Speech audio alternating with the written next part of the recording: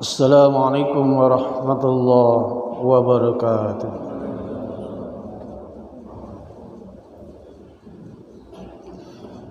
Alhamdulillahillazi ahyana ba'dama amatana wa ilaihin nusyur. Asyhadu an la ilaha illallah wahdahu la syarika lah. Wa ashhadu anna Muhammadan abduhu wa rasuluh. Allahumma salli wa sallim wa barik ala sayyidina Muhammad wa ala alihi wa sahbihi wa man wala, amma ba'd. Wa qala Allah ta'ala fil Qur'anil Karim wa huwa asdaqul qailin. A'udzu billahi minasy syaithanir rajim. Bismillahirrahmanirrahim. Qad aflaha man tazakka. Qad aflaha man tazakka wa dzakara isma rabbih fassalla. Shadaqallahul azim. Hadratal mukarramin, para alim, para ulama, Bapak Ibu jemaah subuh berbahagia. Kembali kita bersyukur kehadiran Allah Subhanahu wa taala, yang mana pada pagi subuh yang penuh berkah ini kita kembali dapat bermujahabah, bertatap muka, bersilaturahim, menunaikan salat subuh secara jamaah di masjid yang kita cintai ini. Mudah-mudahan rangkaian ibadah yang sudah kita laksanakan semoga diterima dan ridhonya Allah Subhanahu wa taala. Selawat kepada baginda Rasulullah sallallahu alaihi wasallam. Biqaulina Allahumma salli ala sayyidina Muhammad wa ala ali sayyidina Muhammad. Bapak Ibu jemaah sekalian berbahagia, mari kita senantiasa mensucikan jiwa raga kita dengan memperbanyak mengingat Allah Subhanahu wa taala. Berbahagialah orang-orang yang senantiasa mensucikan jiwa raganya. Orang yang senantiasa mensucikan jiwa dan raganya, maka Allah Subhanahu wa taala akan memelihara dan menjaga, karena kita bisa menjaga lisan kita tidak mengucapkan atau berkata-kata yang tidak bermanfaat, apalagi berkata-kata yang akan menambah dosa kusta dan akan menambah kerasnya hati kita. Maka lisan kita bisa jaga, lisan kita pergunakan untuk bermanfaat.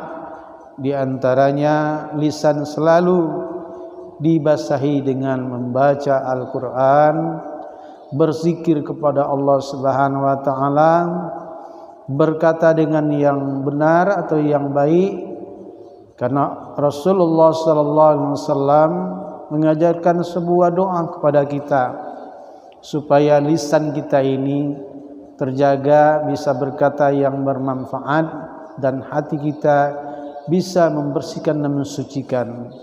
Apa doa yang diajarkan oleh Rasulullah sallallahu alaihi wasallam? Yaitu bismillahirrahmanirrahim. Allahumma inni as'aluka lisanan shadiqa wa qalban salima. Ya Allah, sesungguhnya aku bermohon kepadamu untuk bisa berkata yang benar, dan aku bermohon kepadamu untuk bagaimana hatiku bersih dan suci. Ini doa yang diajarkan oleh Rasulullah, karena tergambar dari fisik kita, lisan kita Apabila lisan kita dalam sehari-hari berkata yang bermanfaat, yang benar, yang jujur, yang akan menambah motivasi kita, akan menambah nilai-nilai keislaman kepada kita, maka begitu juga hati kita juga seperti yang kita ucapkan. Jadi lisan dengan hati tidak bisa dipisahkan, karena menggambarkan antara zahir dengan batin itu dia sejalan. Ini orang yang senantiasa bisa mensucikan hatinya, lisannya dan sebagainya. Yang kedua adalah untuk orang yang senantiasa mensucikan dirinya, yaitu senantiasa berzikir kepada Allah Subhanahu wa taala. Ala bizikrillah tatma'innul qulub.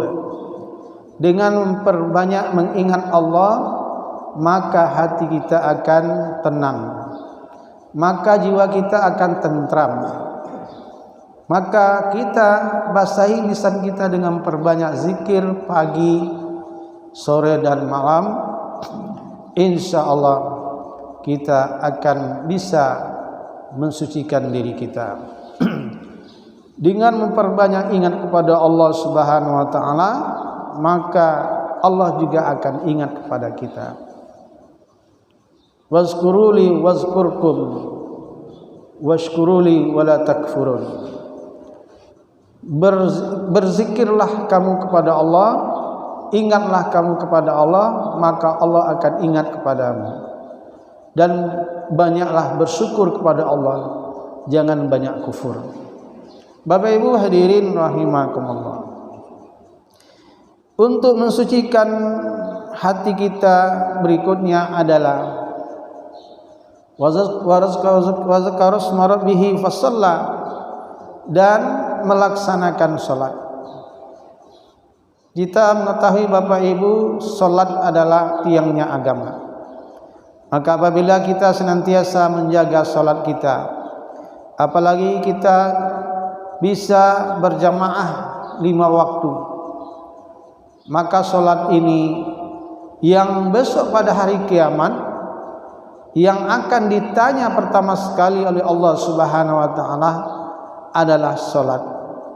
Maka apabila salat kita benar, apabila salat kita diterima oleh Allah Subhanahu wa taala, maka amalan-amalan yang lainnya akan juga diterima oleh Allah Subhanahu wa taala.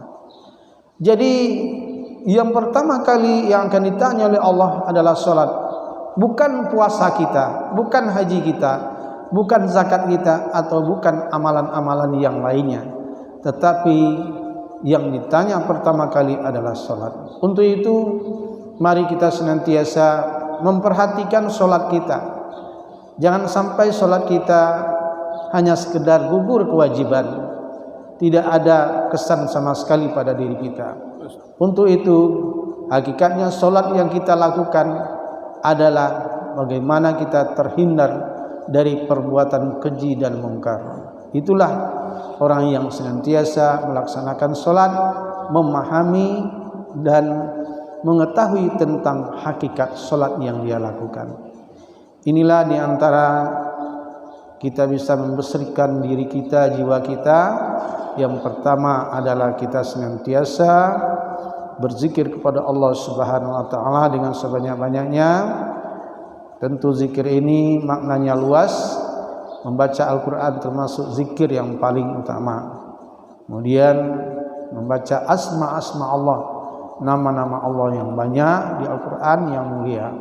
Dan kemudian senantiasa melaksanakan salat tepat pada waktunya, berjamaah, sehingga mendapat fadilah-fadilah dalam amal tersebut.